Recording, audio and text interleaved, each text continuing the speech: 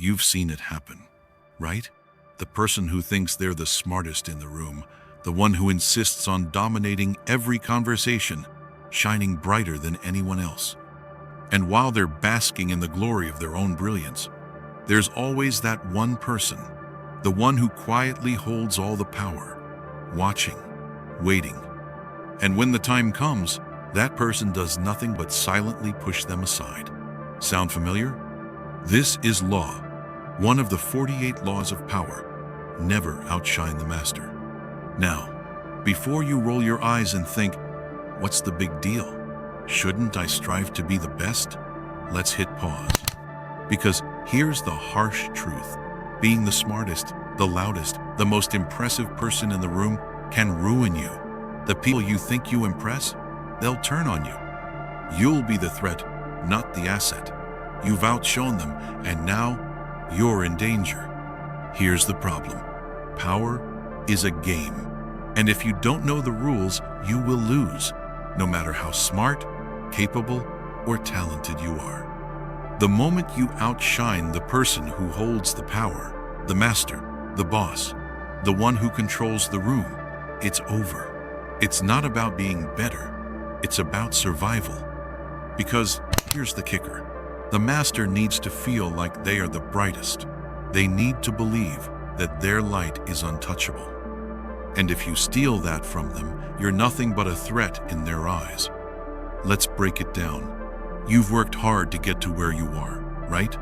You've put in the effort, climbed the ladder, and made a name for yourself.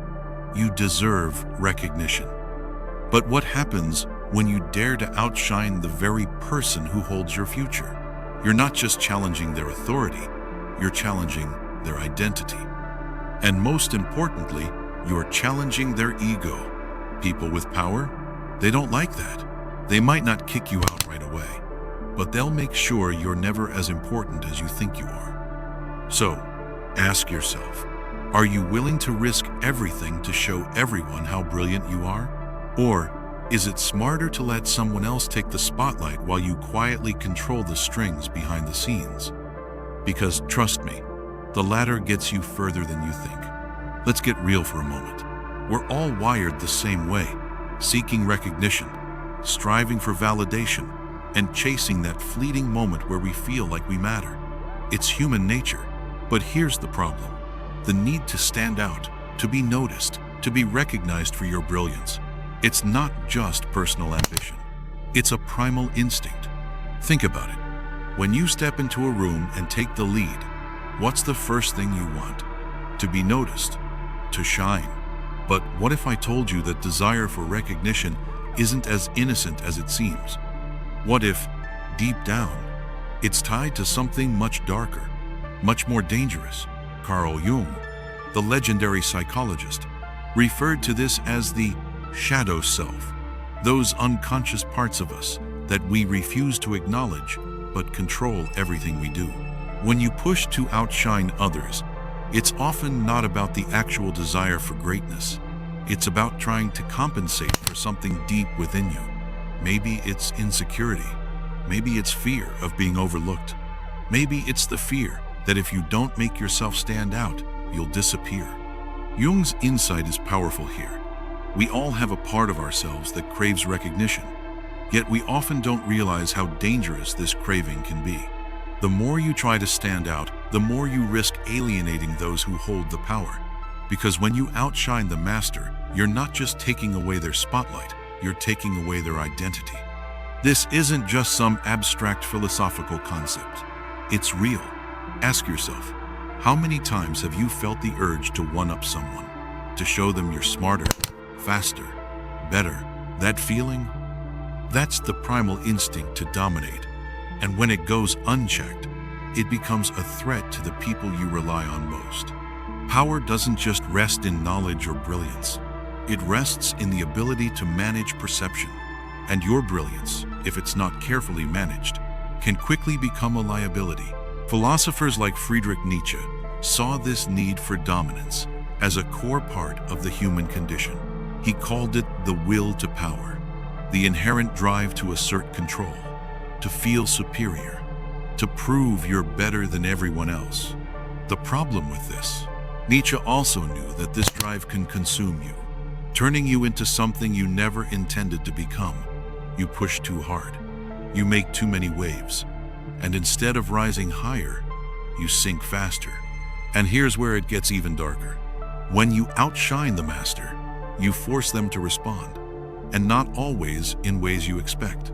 The response can be subtle, just a small shift in behavior. A slight coldness, an ignored suggestion, a promotion overlooked. It's a psychological game that, once set in motion, is hard to reverse. This is the hidden truth we often fail to see. The battle for power isn't just about who's the smartest or who can speak the loudest. It's about knowing when to step back, when to dim your brilliance just enough so that the one above you can feel like they're still in control. Because, in the end, it's not about being the best. It's about making others believe you are. You might think that outshining your master is a simple misstep, a little blip on your path to success. But here's the catch. The consequences of this move are far more insidious, more pervasive than you realize. It doesn't just ruin your relationship with one person. It shifts the entire balance of power around you. It's not just personal, it's systemic. Picture this. You've been climbing the ladder, slowly but surely, proving yourself over time. Then, one day, you push just a bit too hard. You assert your brilliance too loudly, too obviously, and it's like the room freezes. That is the moment the consequences kick in. Not in a dramatic, obvious way, but in small, subtle shifts that reverberate through everything. Here's the thing. Power dynamics aren't always visible. The people at the top aren't always showing their cards.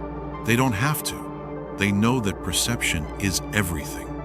That's why outshining your master is so dangerous. You're no longer just challenging their authority, you're challenging their perception of themselves. Think about cognitive biases. We all have them, even the most rational of us.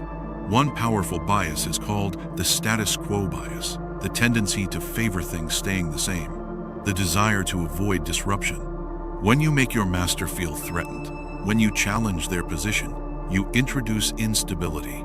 And people at the top, they don't like instability. They'll fight to preserve the order, even if it means undermining your position. The subtle consequence here is social isolation. You'll find that the networks you once thought were yours, the friendships, the allies, slowly begin to fray. This is how power really works. It's all about control over perception, control over the narrative. When you outshine the master, you're no longer a part of that narrative. You're an outlier, a threat to the carefully constructed image of authority.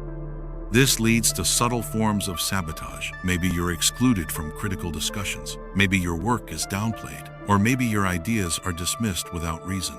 At first, it's imperceptible. But as time goes on, the effects start to show.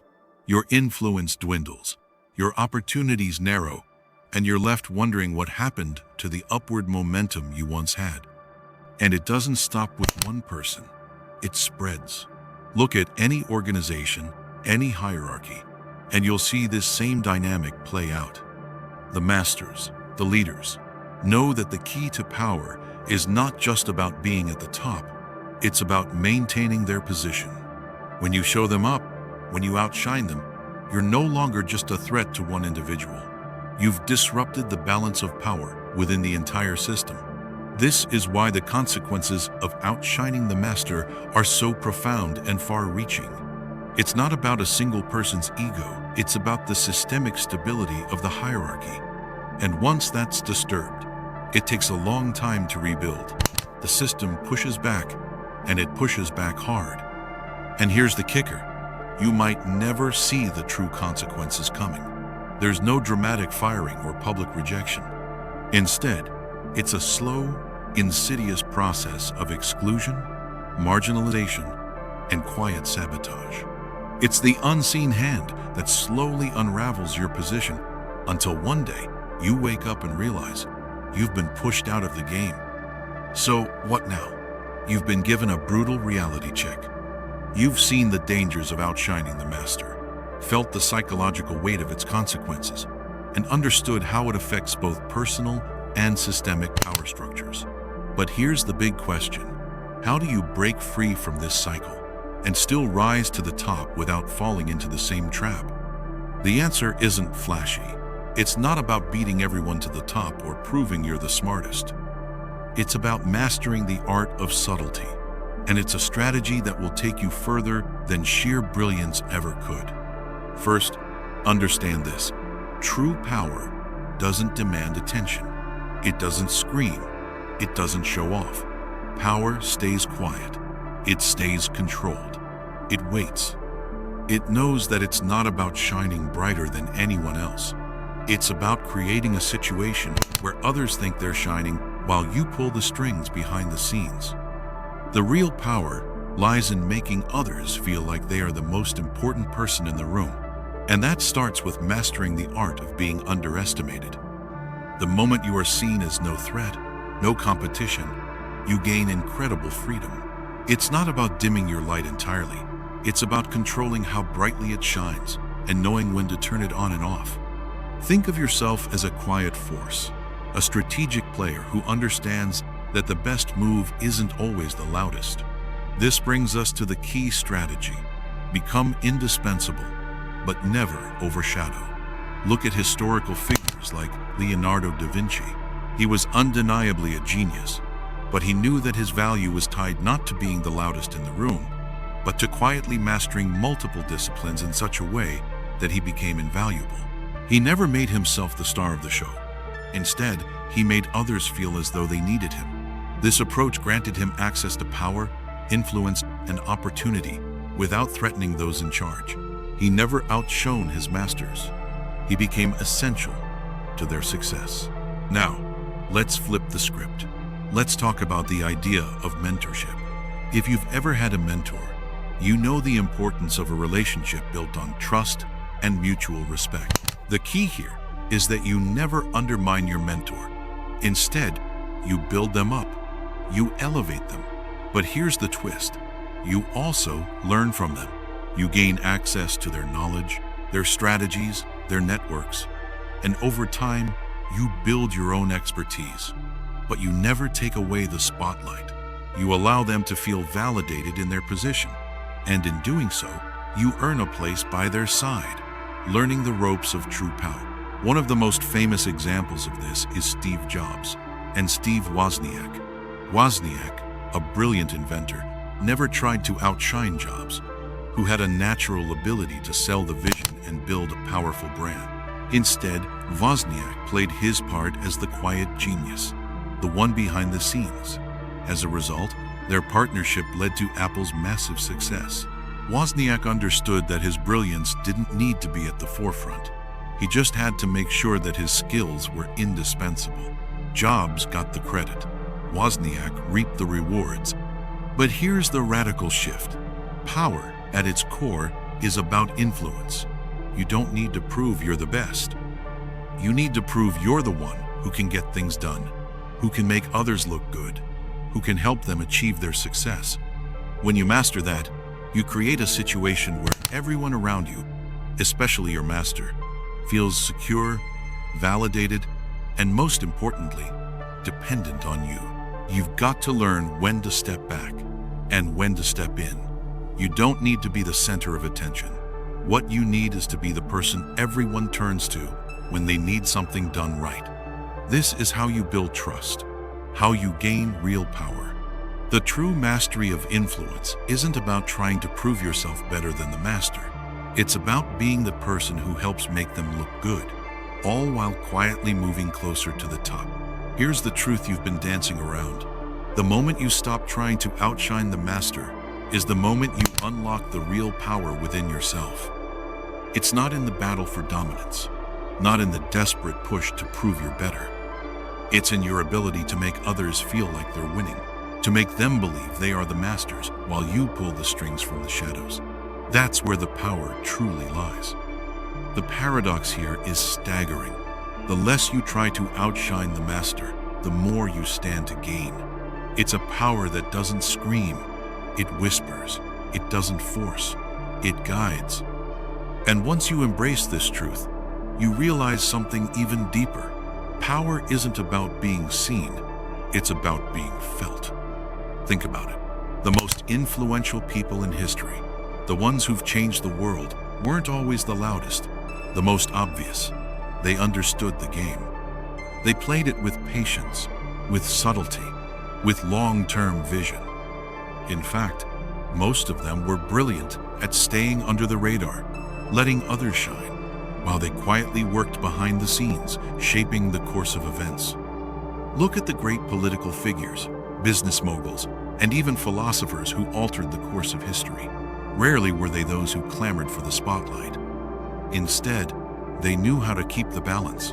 They were wise enough to let others take the stage while they pulled the strings, influencing decisions, shaping ideologies, and steering the narrative. A perfect example of this is Leonardo da Vinci again. As a court artist to the Medici family, he understood the art of working with the most powerful figures of his time. He didn't seek the limelight for himself. He made the Medici family look good, elevated their status, and in doing so, he secured his place as one of history's greatest minds. His power didn't lie in competing with them, it lay in making them feel like they needed him. Now, let's talk about the shift this law demands of you. Power doesn't come from asserting your dominance. It comes from understanding the dynamics of your relationships, knowing when to step back and when to make your move. It's not about being a passive observer. It's about playing a long game. It's about having the foresight to choose your moments, knowing that patience is your most powerful ally. The ultimate realization is this: when you stop trying to outshine your master, you unlock the potential to create a new narrative, one where you don't need to fight for the top. The top will come to you because you've mastered the art of influence, the art of perception, and the art of subtlety. So here's the final question for you. How do you want to rise to power? Through loud declarations and ruthless competition, or through quiet mastery, strategic alliances, and subtle brilliance? The choice is yours. But the true power lies in knowing when to stay in the shadows and when to step forward.